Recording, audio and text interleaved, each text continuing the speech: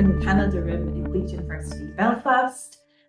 For the next while that you are here, please consider this your home. Be relaxed, come and go as you please. We've got some tea, biscuits and fruit. Be careful, there's some real fruit and there's some fake fruit. So choose carefully. Come and go as you please, have breaks when you please, and please make yourselves at home.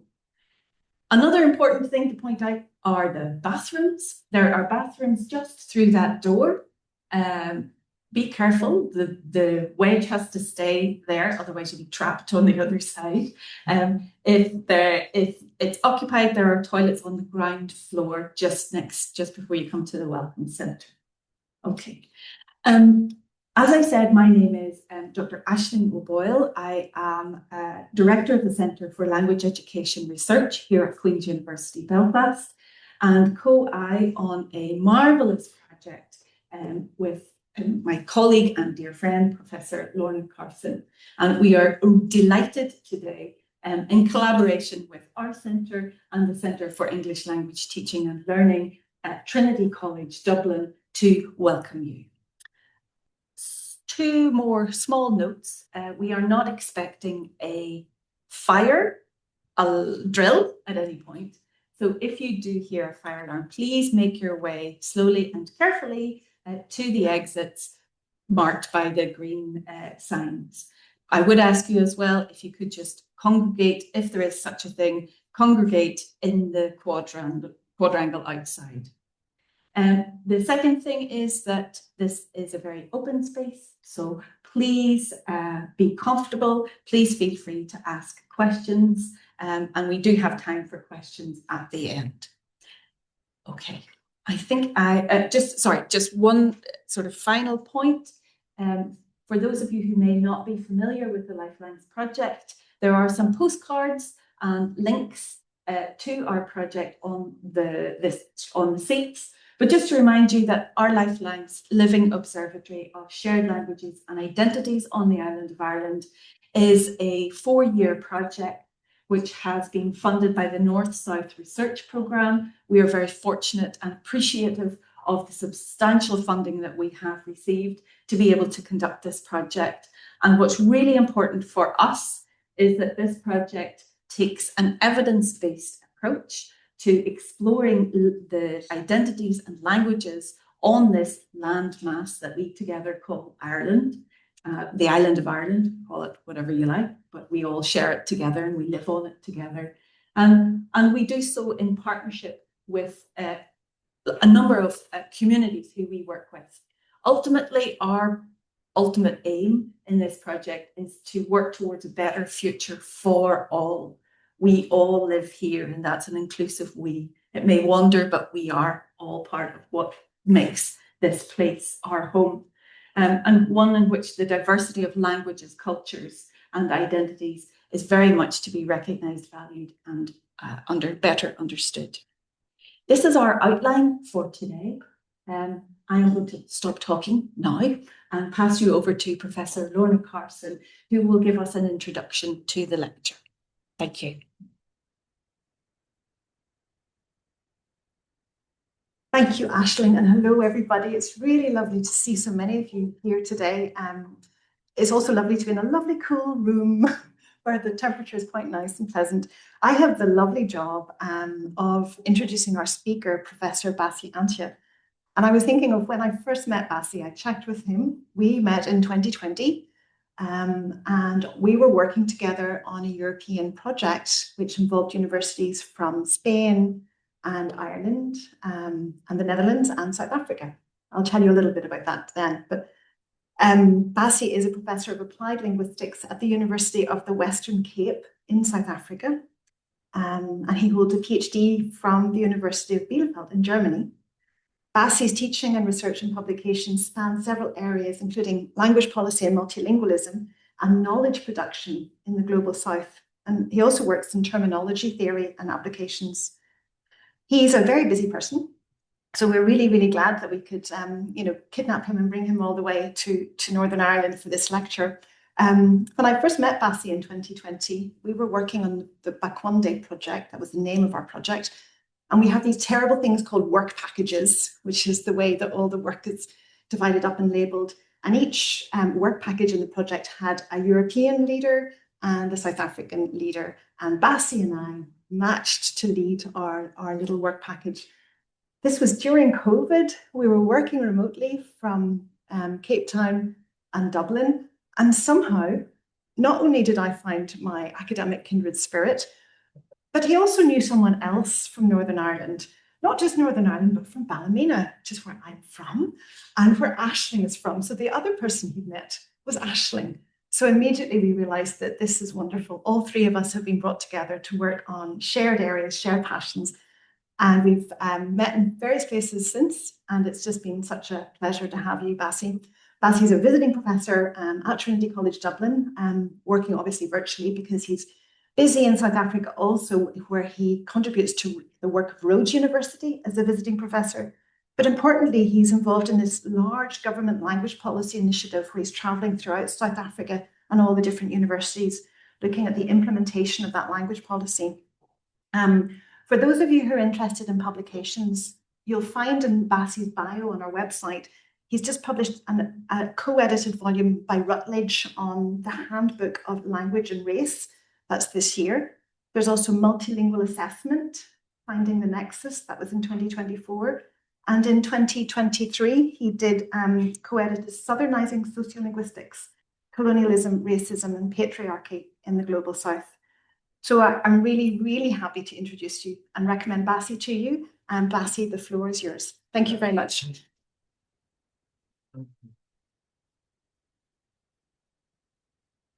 Thank you very much, Aisling. Thank you, Lorna. And good morning, everyone. Actually, good afternoon now. Thanks for being willing to lend me your ears for the next 40 or so minutes. I promise I'll return them to you.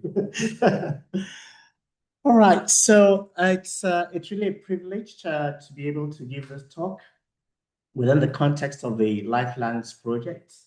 Essentially, I'll be telling two stories about the interface of language, racism, and education. The first story I'll be sharing will be what other people have been doing in this area. And the second part of the story will be what I have tried to do, building on what others have done. So two short stories, hopefully.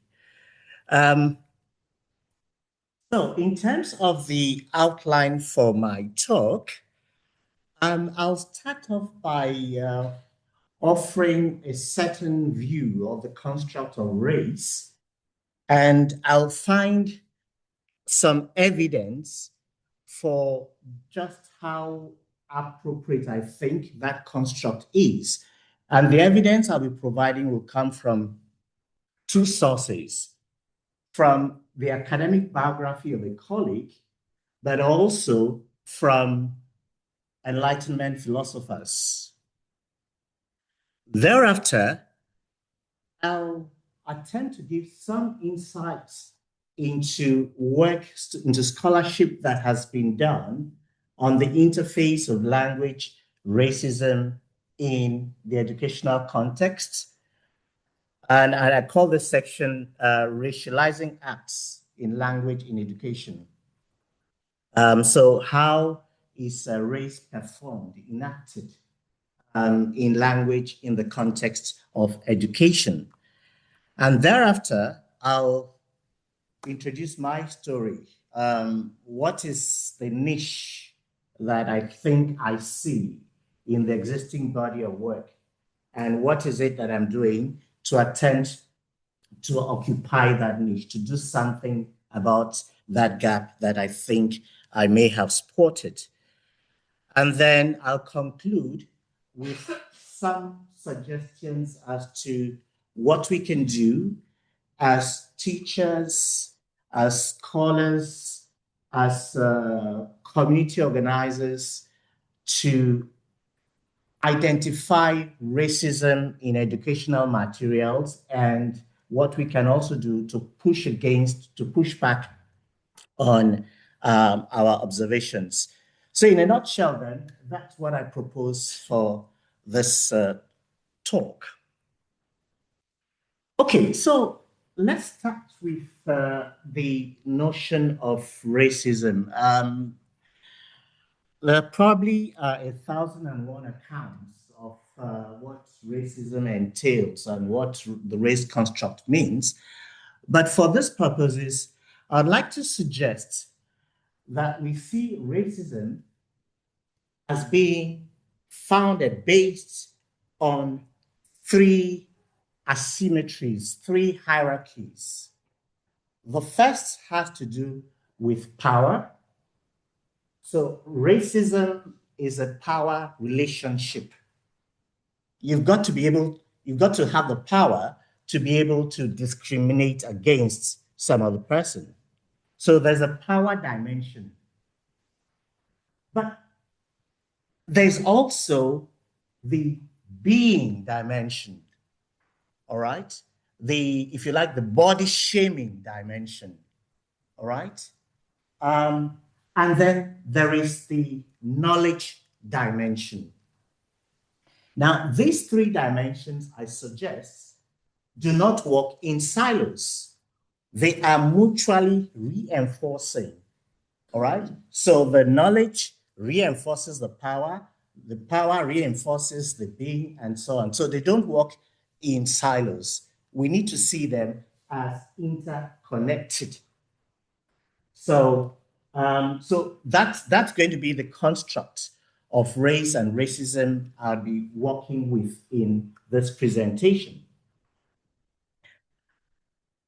Now, of course, the construct of race and racism has evolved over time. And here, Sanjuhira gives us three phases, what he calls three phases of racism in, well, let's say in Western history. The first he refers to as theological racism. And by that, he means that in the time period referred to here, many societies were theocratic in nature. So there was no separation of state and religion, all right? People were imprisoned for life for holding certain views. Some were burnt to death. Theologians possessed the knowledge, and you were considered human, fully human, on the basis of your proximity or how close you were to a given faith. So the further you were away from the dominant faith, the more likely you were considered subhuman, all right? Such derogatory terms as infidel race, heathen race, and so on and so forth. Now, the period, however, that we often talk about is what he describes as the era of biological racism, where it's about phenotypical features. Your appearance is the basis for discriminating against certain groups, is a basis for the hierarchy, all right? And of course, pseudoscience, pseudobiology provided the knowledge base for that. So cranial measurements were done, people's noses and lips and all of that measured, and this was also expected or claimed to be indicative of how intelligent they were. So often when we talk about racism, we often look at this second phase. But there is a third phase, he argues, where biological racism, of course, is no longer politically correct. In many societies, in Germany, for instance, you are not allowed to use race in public discourse. In Scandinavia, there are lots of colleagues here from Sweden or who've been in Sweden. So you don't use those terms any longer. But is that to say that just because you don't use the term race or racism, that practice is gone? Perhaps not. There are surrogates, there are proxies that have emerged. All right. And here, it's all about your location, your geolocation in the world. So nationality becomes very important. In Wallenstein's world systems theory, the claim is that the closer you are to a center of power, the more sort of human you are, and the further away you are from the center of power, the less powerful and therefore less human and so on that you are. So cultural racism has become a surrogate, a proxy, as it were, for biological racism. So given these three constructs, can we find evidence from a number of sources? Let's start with what is strikingly referred to as the Age of Reason, European Enlightenment. I'll let you read this. This is from John Locke.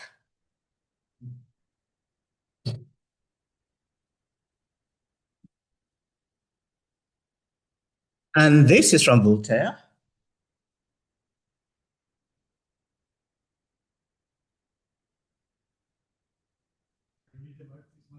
Oh, okay. I'm sorry. Okay, sorry. Yeah. John Locke says every free man of Carolina shall have absolute power and authority over his Negro slaves, of what opinion or religion soever, irrespective of their religion or opinion. Voltaire says, so John Locke, you can see, I'll map John Locke onto the dimension called power. Now, let's see what Voltaire says with respect to the dimensions we call being and knowledge. Do I have to read this? I'll make, okay, let me look at it. Their round eyes, their flattened nose, their lips, which are always large, their differently shaped ears, the wool of their head, that very measure of their intelligence places prodigious differences between them and the other species of men. And they are not men, except in their stature, with the faculty of speech and thought at a degree far distant to us. Such are the ones that I have seen and examined. And one could say that if their intelligence is not of another species than ours, then it is greatly inferior. Our philosophers of enlightenment, the age of reason.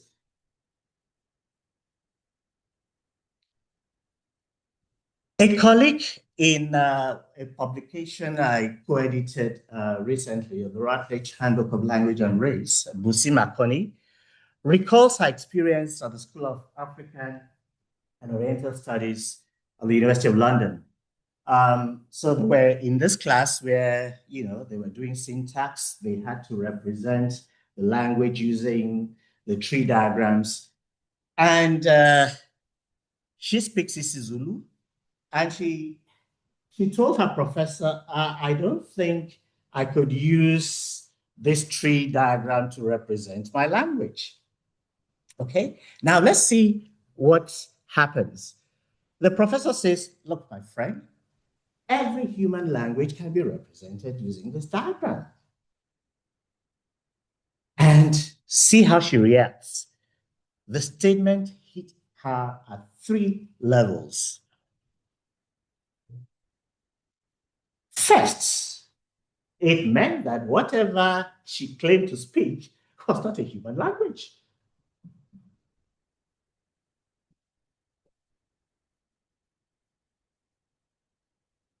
But a corollary of that was that she was not a human being.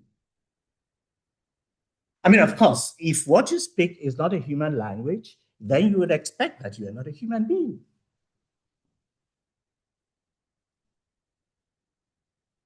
So her knowledge of a language as a native speaker was completely erased. So there's a professor, gray hair, with a lot of power, saying to, no, you can represent every human language using this diagram. So even in classroom type interactions, we see these three dimensions at play: power, knowledge, and being. All right. Against that backdrop then, let's come closer home. We want to now look at education, the interface of language, racism in the context of education. I think one key assumption in much of the work that exists in this area is that language is a surrogate, is a proxy for racialization of power, being, and knowledge. Oh, sorry. One assumption is stated here from John Bowie, where he makes the point that there is some assumption, there's some connection we often make between how people speak or how we perceive people to speak and their intelligence. All right? And just to make this come alive, I point you to this. So I'm not sure. Oh, you can't see that. I'm not sure what's happening. But anyway, Lippy Green talks about Disney themes and the languages spoken by characters in Disney themes, and we'll call them the indexicality, what the ways of speaking points to. So surprisingly, RP, as far as the Americans are concerned, it's not good. So the villain uses RP, all right? Okay. But standard American English is reserved for the virtuous, the morally upright, and hero, and what have you. Marconi and colleagues make this point about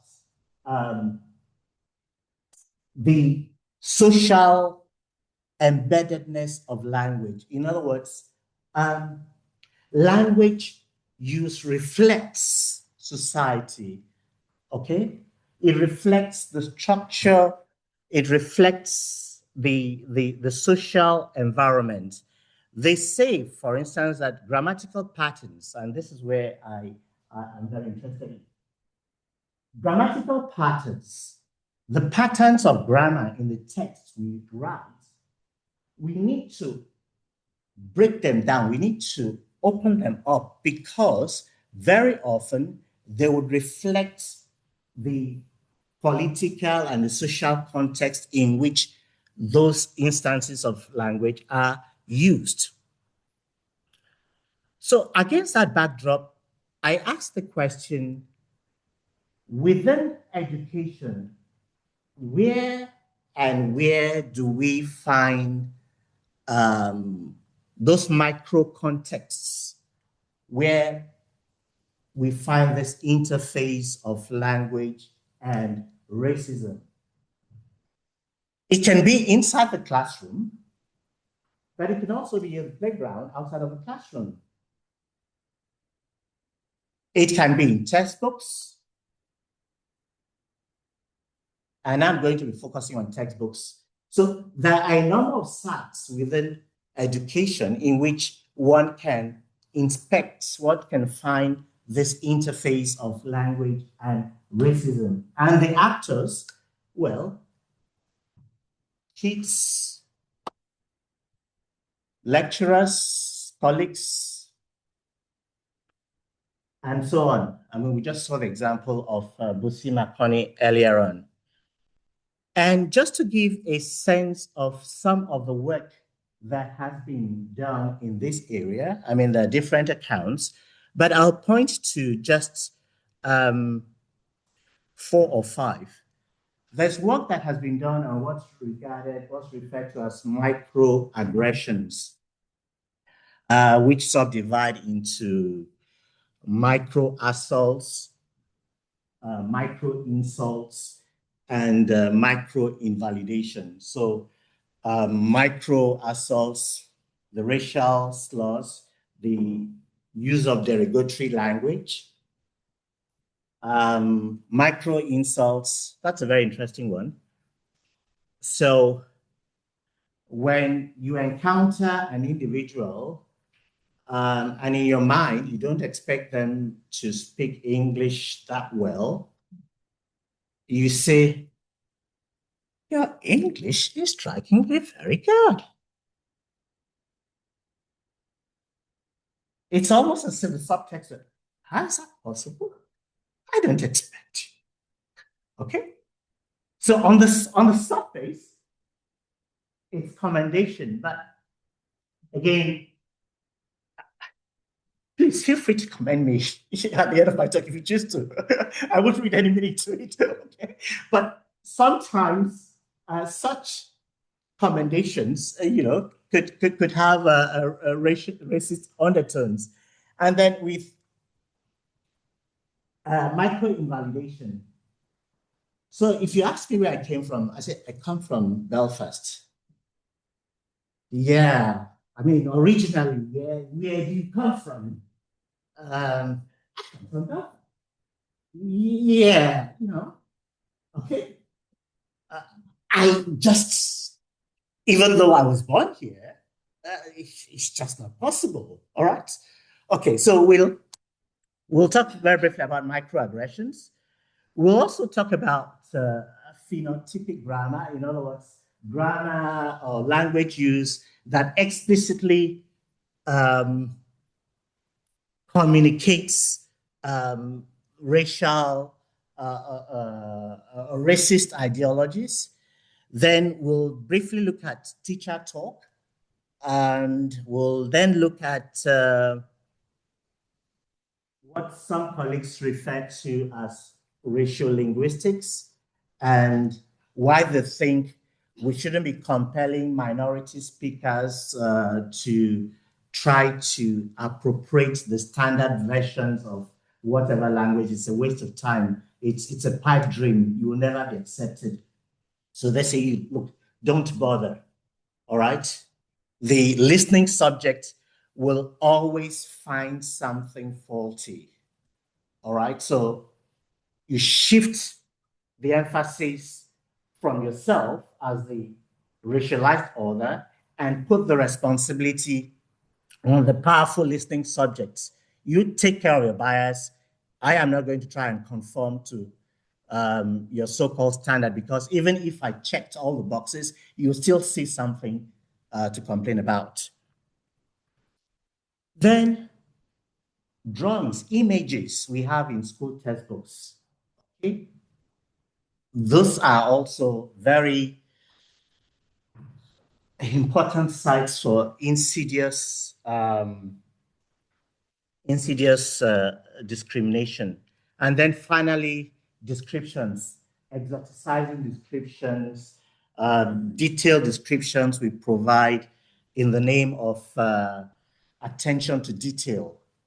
Okay, let's quickly look at a few microaggressions. I mean, we're all familiar with this. And there's research pointing to the emotional toll, the psychological toll that this has for students and learners. And of course, how it affects their engagement with the school curriculum. In many environments, students disengage as a result of the very hostile psychological environment created by the use of slurs such as this. Now, in terms of grammar, in novels that are prescribed, we find explicit forms of language that identify racialized others with certain ways of speaking. So whether it's Conrad's Heart of Darkness or just about any other book, you find that characters who fall into the category of the racialized order, especially African characters, are associated with simplified grammar, no inflection, no tense. And I got this example from Polish, from the work of the Nobel Prize winner, Sienkiewicz. All right. Here you have the English translation. I'm not sure your Polish is very good on a Thursday afternoon, so I took the liberty of providing a translation in English. All right. So here is how an African character has been made to speak. Now, how often when we read these novels do we attend to that? Do we just see it as a form of mimesis or sociolinguistic? You know, people speak in different ways. Are we aware that there are racist undertones? Okay, so says, you great sir, kill Gabriel, kill lion and buffalo. Yeah, you great sir, kill still many lions. Yeah, much meat, much meat. Yeah, yeah. That's the prototype. That's how the racialized author should speak, right?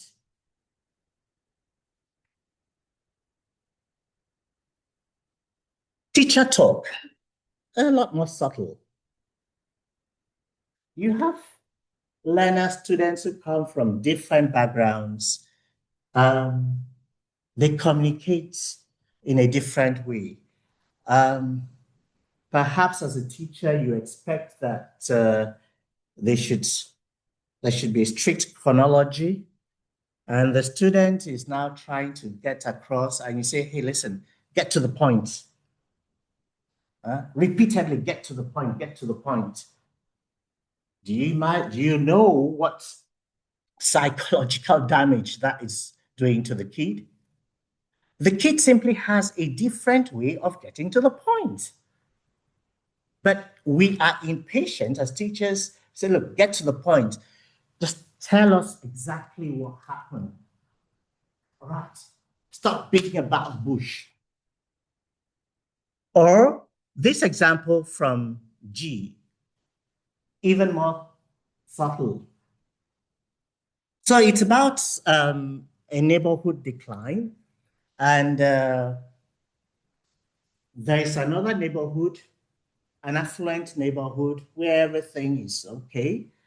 And the teacher is addressing the students from under-resourced backgrounds, less privileged. And rather than focus on the subject matter, notice the teacher's use of pronouns. So the teacher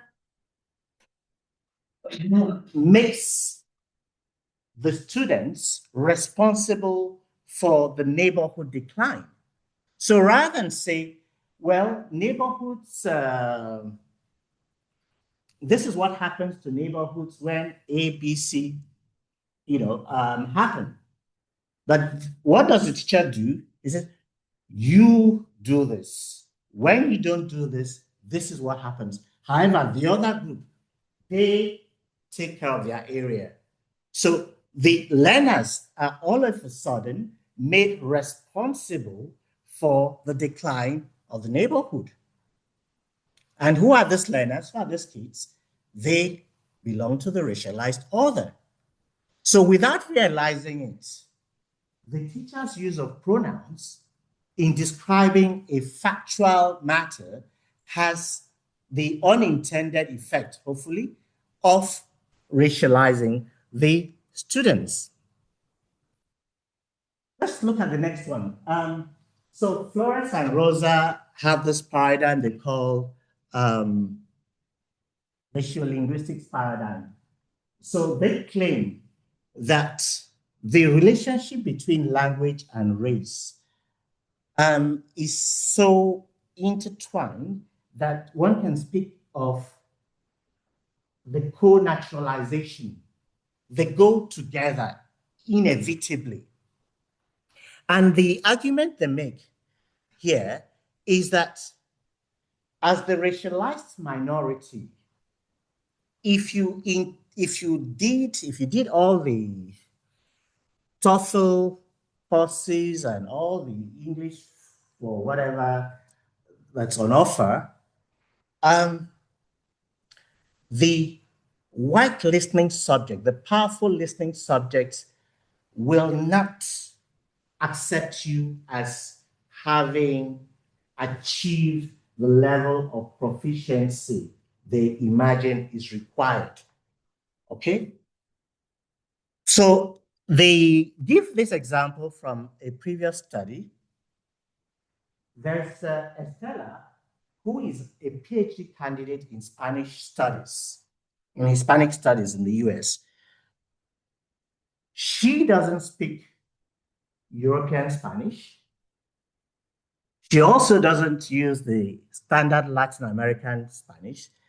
She's a second generation Chicana, so Mexican American. So whose Spanish is neither here nor there, as they say.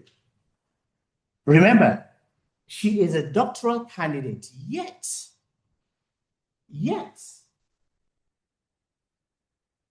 her classmates and supervisors think there's still something wrong with her Spanish. So let me read this out. When pressed to describe what they perceive to be her limitations, Estella's professors can give few details. It's all intuitive. The fighting to find explanations. Most of the faculty agree that Estella's written work is quite competent. What else do you need? Still, there's something about her speech that strikes members of the Spanish department of faculty as not quite adequate and causes them to rank her competence even below that of Anglophones who have acquired Spanish as a second language. So they use this to make the point that the power lies with the listening subjects. To give another example, if a George Floyd, all right, says to a police officer in the US, I ain't do no drugs, right?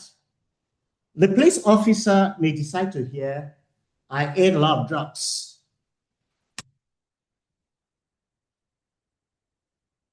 So what Flores and Rosa are basically saying is, it's a pipe dream to think that you'll be able to speak like and be accepted by the powerful majority. Let them worry about it. You don't bother yourself. Just speak the way you need to speak, which is not to say you shouldn't learn the grammar, of course.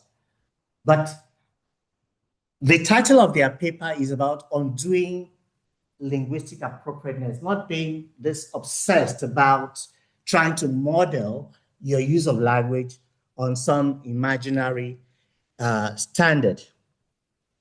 Okay, how about iconography, the pictures, the images that we see in textbooks? They are views that have been expressed. Let me just take the second one because of time.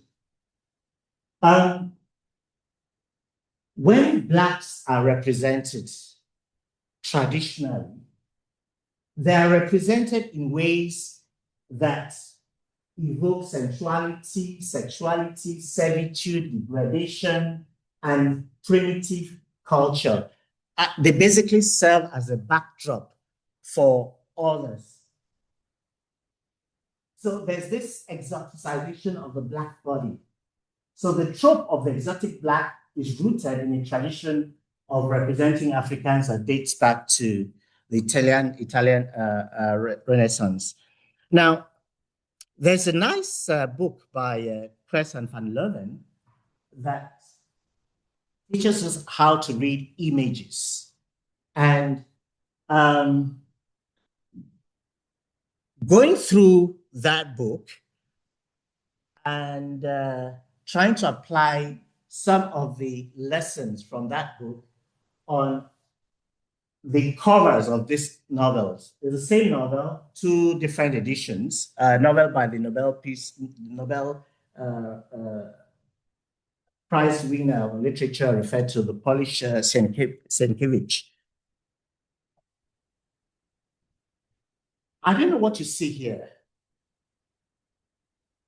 Is this innocent? Is this innocuous? Does anything strike you here? Okay, let's look at this together.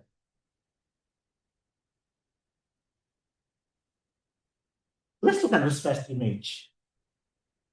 Who is at the center and who is at the periphery, the margin? Just think about your answer. Look at the attention to detail.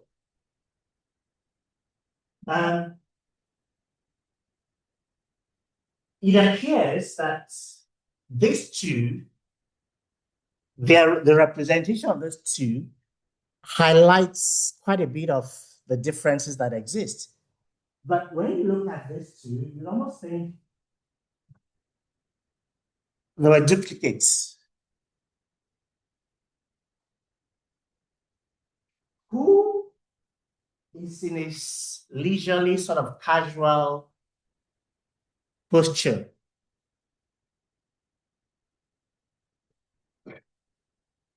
And who appears to be the backdrop? And this is some items and carry. Look at the others, the other color. Again, look at the dressing. But look at the fact of sitting on such a huge animal, dominating. And look at the halo effects.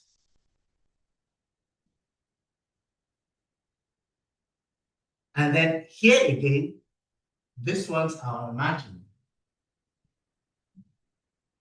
So even innocuous images that we see in textbooks can, on analysis, reveal racial undertones.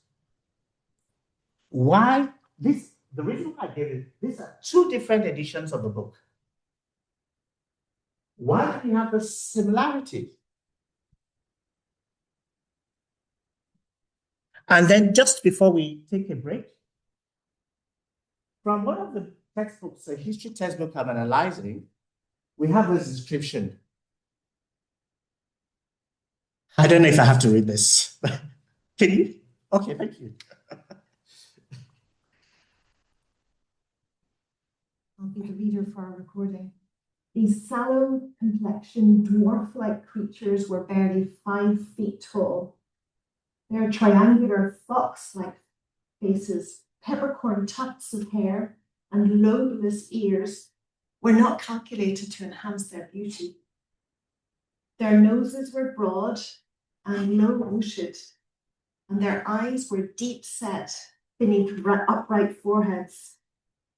When hunting was good, there was a tendency to put on weight, and the Bushmen cut a comical picture with their small feet and hands and slender limbs, carrying protruding stomachs and bulging buttocks. Their wrinkly leather skins belied their ages. Okay, so this is the description of a First Nations group in South Africa by the author of this text. When we encounter texts like this, sometimes we get carried away by what appears to be the ethnographic attention to detail. This person is very observant and all of that. But beneath that, we claim are racist undertones.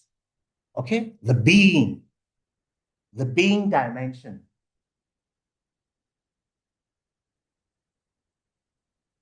Okay, so there's scholarship that talks about these excessive negative physical descriptions, which we find in literature. The racialized other is often reduced to an object, objectified. A source of entertainment for the Western gaze, right? Grotesque, irrational, different, in short, subhuman. All right. I would suggest we take a quick break at this point before I tell you my story. So what I've been doing thus far has been to give you some overview of what other people have done in this area of work. I think that much of what exists is depending on how you approach it. I think it's kind of overt, but I want to look at the very covert racism in the grammar of texts. Thank you very much. So 2 minutes. All right. Lend me your ears for another 20 or so minutes, and I promise I'll return them intact. So, when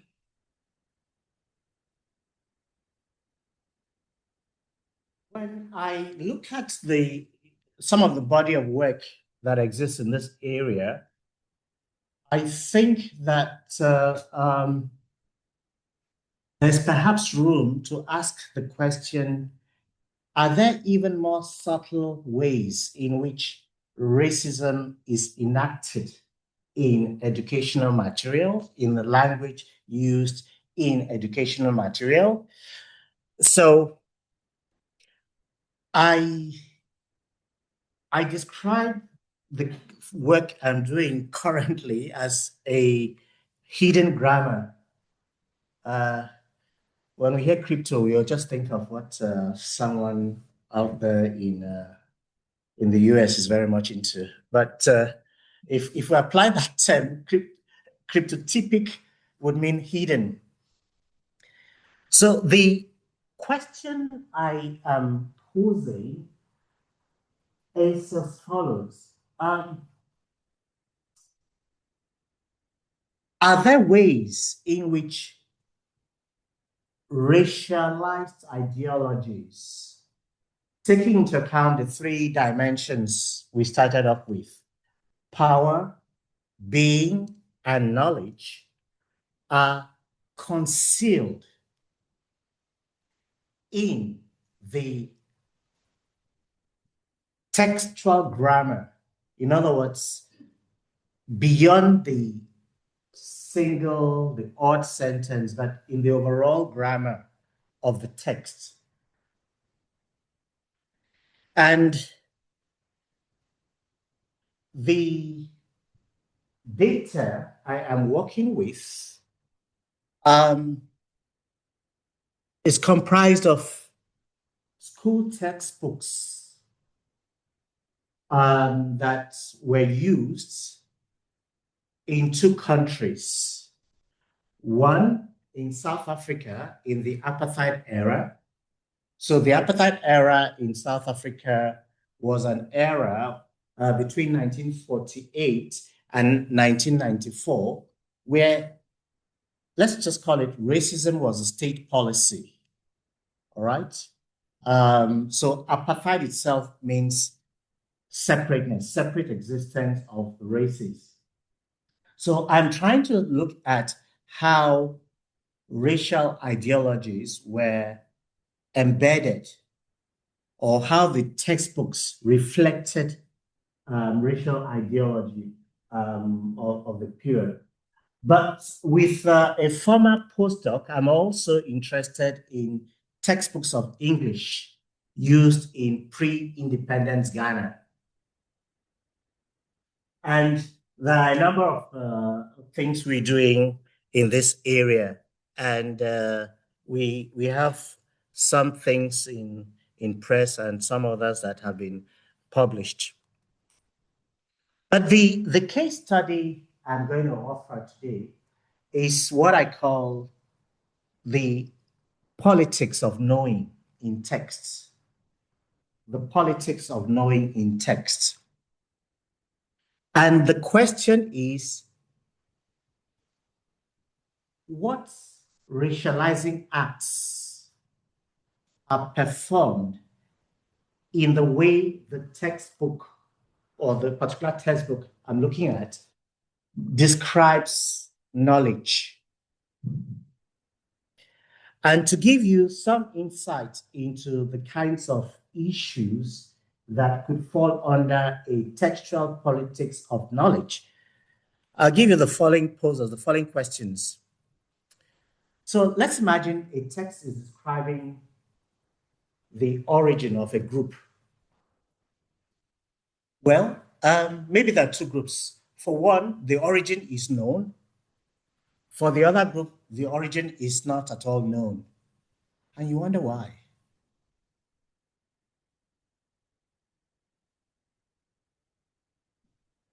Or where the origin is known, is it known as a matter of fact?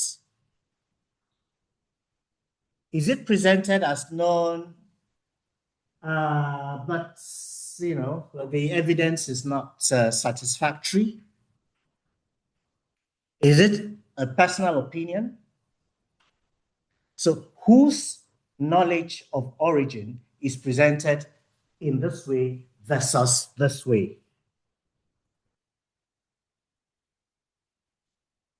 Is the item on origin, knowledge item on origin, is it presented as self-evidence and does not require any evidence, right?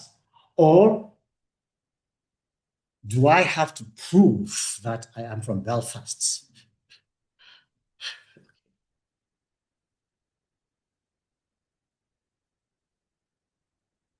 Is the knowledge expected?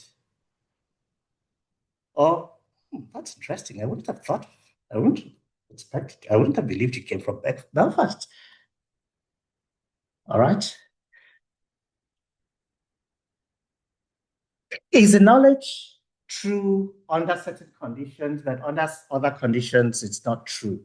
So a range of questions that give you a sense of the kinds of things one could be interested in if they wanted to look at the textual politics of knowledge from the standpoint of racialization.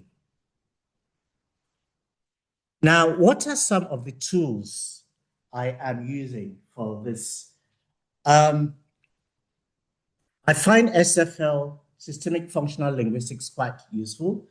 I'll skip details of that, except to say that this is an account of grammar that recognizes the social basis, the social conditioning of language use.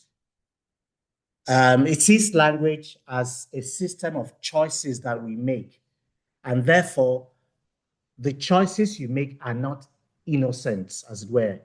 They are motivated by certain considerations. Now, evidentiality has to do with where your knowledge claims come from. Is it attributed, and so on and so forth.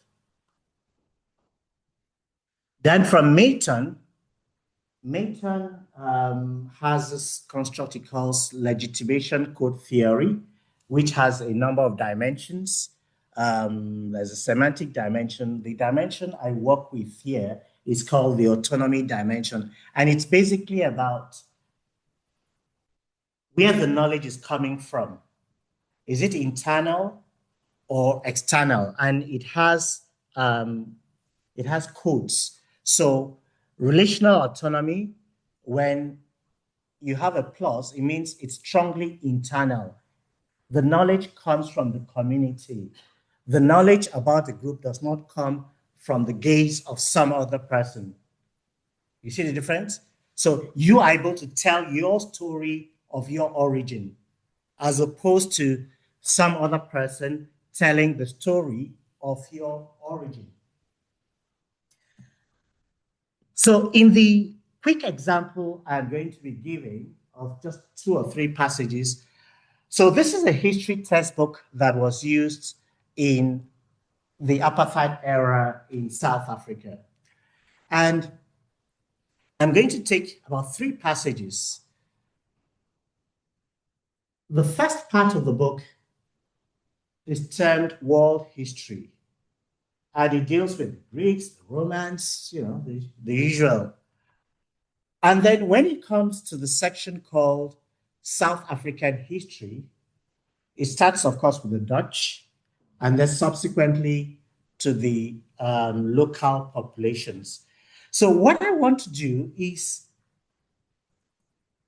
invite you to look at how knowledge is represented when it comes to the Greeks, how knowledge is presented when it comes to the Dutch, but then how knowledge is presented when it comes to the local groups who are derogatorily termed the Bushmen, okay? They're called the San. So I'll be applying insights from these tools to try and surface what I think are racial ideologies embedded in the textual grammar, in the grammar of the text. So that's what we want to do now.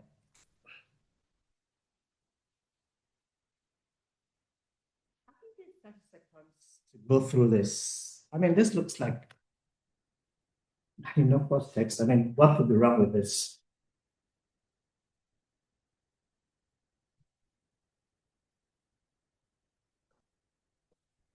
As we go on, I have animated a few things. So you'll see bubbles or square or underlining dropping. So when we look at this text, it's very clear that the knowledge on the Greeks comes from the Greeks.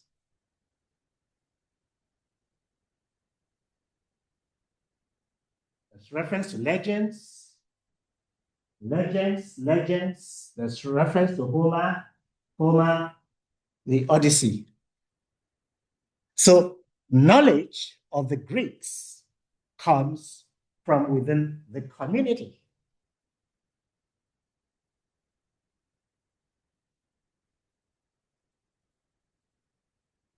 Some of the sources of knowledge are presented as self-evident. Almost makes you feel uncomfortable. So if you don't know the well-known legend of this is, well, it's well known. Okay, right?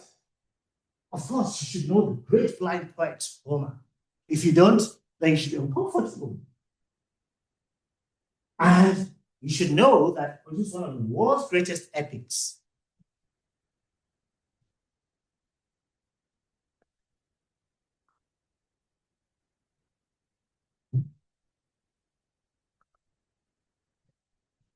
So, although with the blue things, you have the impression of, well, maybe this is being, the certainty is sort of being softened a bit, but it does not undermine in any way the information being presented. So in terms of our autonomy codes, you see RA plus, relational autonomy plus everywhere. The knowledge is from the community.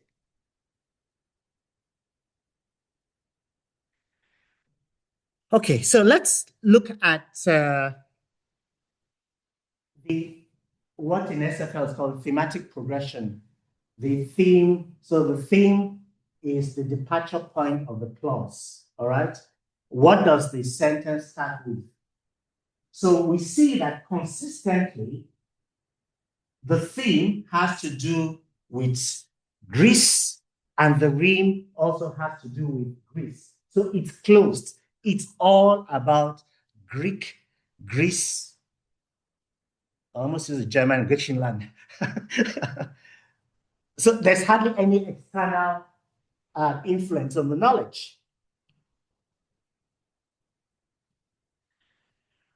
Now, let's look at the Dutch.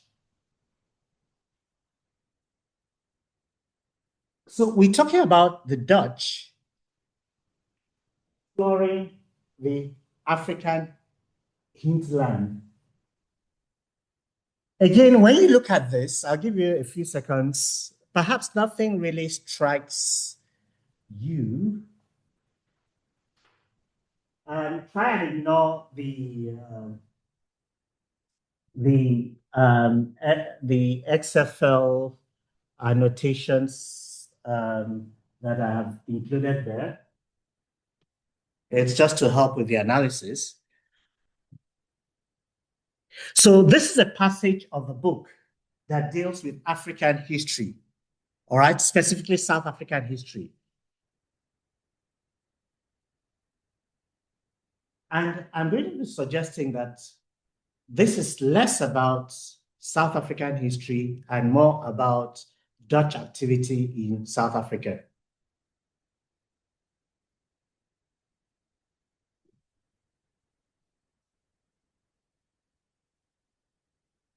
So the perspective for the texts is exclusively Dutch.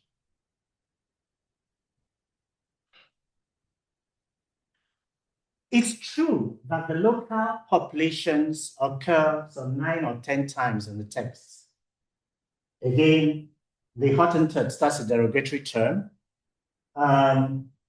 Harry, Saldanas, a new race, who. So you can't say that the locals are not represented in this text. But this is where the grammar comes in. The question we ask ourselves is, how are they introduced into this text?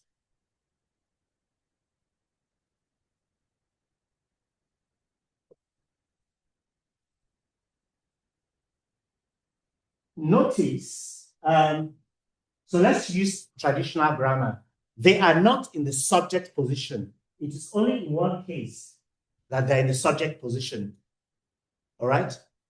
They are typically in the object position. And in SFL, that could be the goal, phenomenon, and what have you. So they need to be contacted. Something depends on their visits. Somebody suspected Harry. All right? Harry had to be found. Yeah, you see, discovery mentality. You're discovering. That already tells you the lens, the perspective. I mean, we've been here since the beginning of time. And somebody comes and says it's discovered us. All right. So all mentions of the local population occur in an object position. The one instance where that group occurs in what you call a subject position is in a clause that negates owning anything. They own neither houses nor cattle. Is that possible?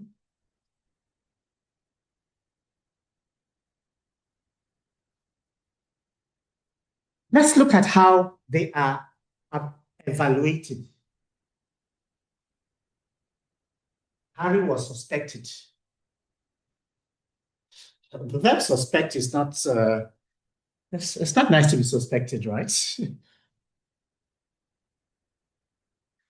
They were difficult to persuade. They were a small, wild race. Of course, they owned neither houses nor cattle. So that's how the local population is represented. Now, let's see how the Dutch social actors are represented here. The first exploring party of 7 volunteers under Jan. So they're in the subject position. Number 1.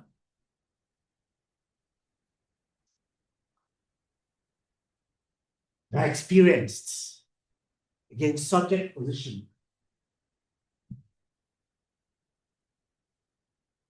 They penetrated.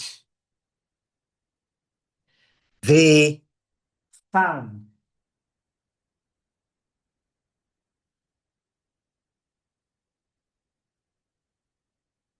Where am I? Okay. Yeah, Rita discovered.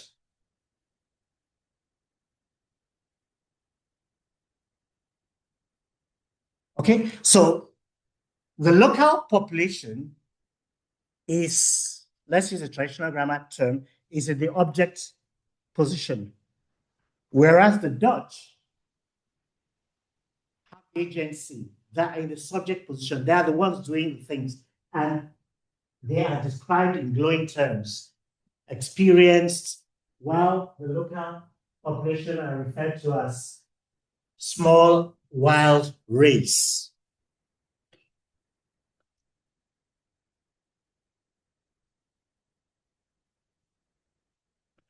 Okay, so let's, pretty much like the Greeks, we have a similar pattern of thematic progression where the point of departure of the sentence or the clause is, apart from that last example, is the Dutch.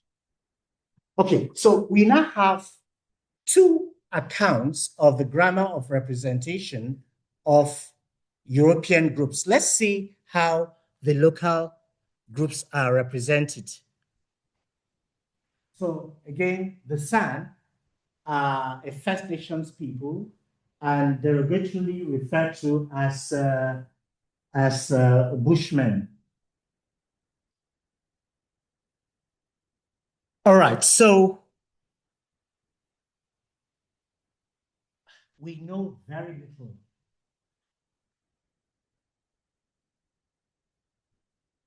There's a lot of conjecture here.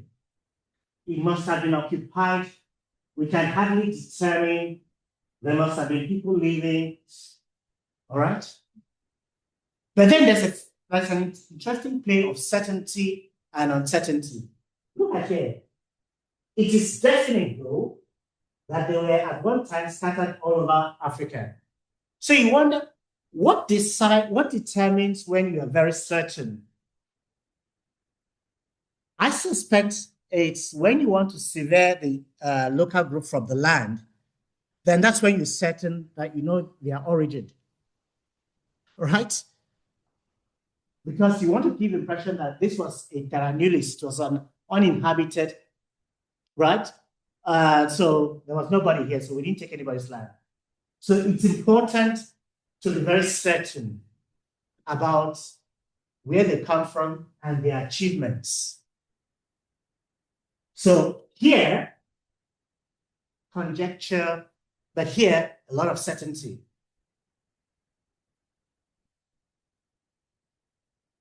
So how do we gain knowledge about the local groups?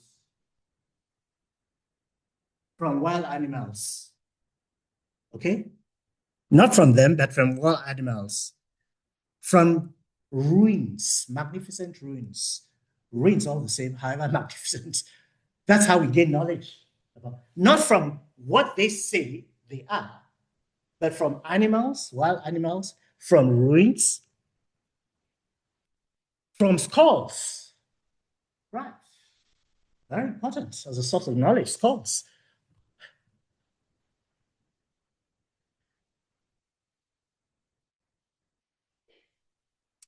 Yes, of course. We know about them from or through the lens of the Dutch.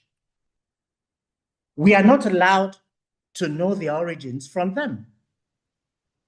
That knowledge has to come from an external gaze. Even their name, come on. We had to know their name from the Dutch. Of course, they didn't have any names, right? Prior to the arrival of the Dutch.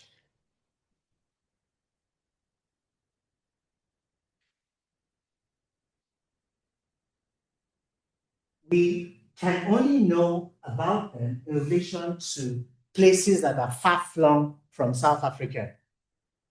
To make the claim that, look, when we arrived, there was nobody.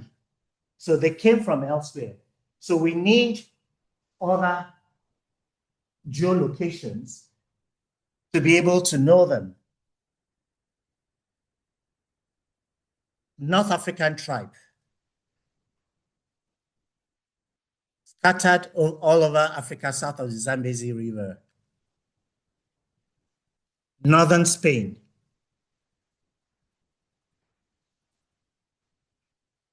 Even their work of art, the rock paintings for which they are known, it's important not to credit them with that. There's something that's called the Hermetic hypothesis, basically saying that anything of worth that you find in Black Africa must have had the influence of the West. And that's what we see here. Whether their paintings were really created by them, well, there's some debate around that. After all, similar things have been found elsewhere in Spain, France. We can't bring ourselves to acknowledge that they have knowledge. They're capable of producing works of art. Okay, so just as I begin to conclude, what do we observe from this short analysis? Remember, we started with a construct of race that acknowledged, or that, that acknowledged that there were three mutually reinforcing dimensions: power, being, and knowledge. What we see from this short analysis is that those with power are able to provide knowledge about themselves on their own terms. They're also able to provide knowledge of the racialized other. But in doing so, the being of the racialized order is described in non-complementary ways. The racialized order is in an object position, unable to produce anything of worth.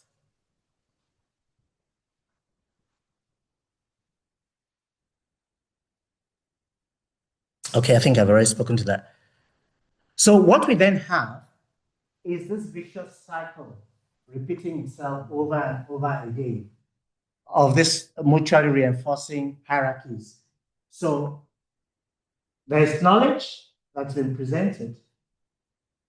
That knowledge dehumanizes the racialized order, but in the process, it reinforces the power of, shall we say, the racial majority.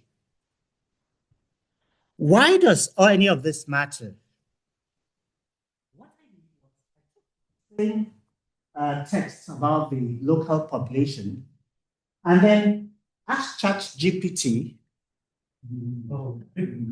here are some of the insights from this analysis. I want you to rewrite this text. Now, imagine yourself as a sand child, and you have to read this about yourself. What impact would it have on you? And compare the impact it would have on you with the impact this other version would have on you.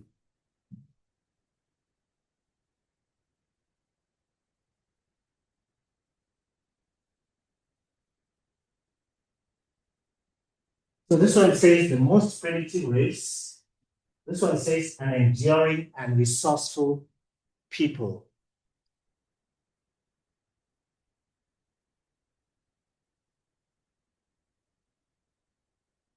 Very different. So basically, the test grammatical insights were fed into the LLM, and the LLM was now told produce a different version of this text that does not dehumanize the son. And it's very different. Wouldn't you rather be a son? I would. If I read this and I was told this was my history, I'd be devastated.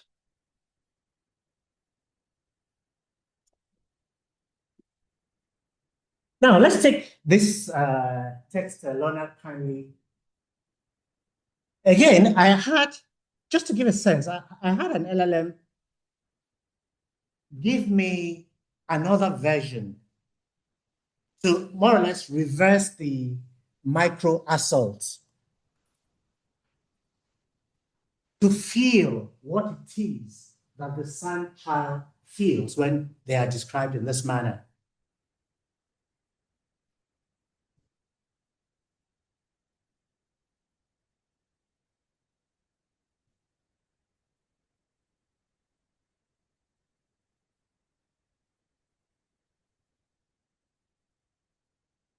It's not nice, right? It's terrible. Okay, so in wrapping up then, what I've tried to suggest is that racial ideology is linguistically embedded in educational texts. And in addition to the range of initiatives available, it's also important that we engage with the language of the texts in order to be able to push back against some of this.